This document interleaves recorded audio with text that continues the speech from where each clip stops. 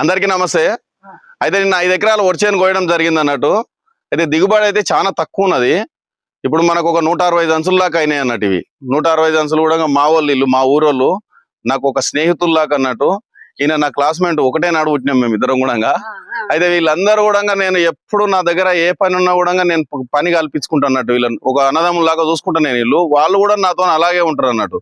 అయితే ఈ దాంట్లో నాకు పెద్ద లాభం ఏం రాదు ఈ వ్యవసాయంలో. కానీ 10 మందికి పని కల్పిస్తున్నా, నా ద్వారా 10 మంది పని చేసుకుంటున్నా అనే సంతోషము అగ్రికల్చర్ లో చాలా ఉంటది అన్నట్టు. ఇది మనకు చాలా సంతోషకరమైన విషయం. వ్యవసాయం అని అంటే 10 మందికి పని కల్పించడం అనేది నా ముఖ్య ఉద్దేశంతో నేను ఈ వ్యవసాయం చేయడం జరుగుతుంది అన్నట్టు. మాకు పటేలు ఎప్పుడు అందుబాటులో ఉంటాడు, మాకు పని కల్పిస్తాడు.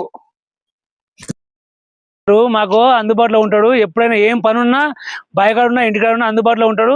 మాకు పని కల్పిస్తాడు. ఏం పనున్నా మాకు ఇక్కడ బాయికాడ పనున్నా కానీ అందుబాటులో ఉంటాము. ఆయన దగ్గర ఖచ్చితంగా వస్తాం మేము.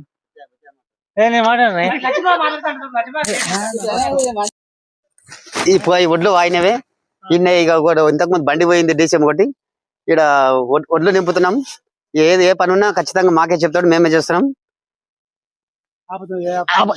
ప్రతి దానికి ఫోన్ చేస్తే పటేల్ ఎంబడే దగ్గర ఉంటాడు.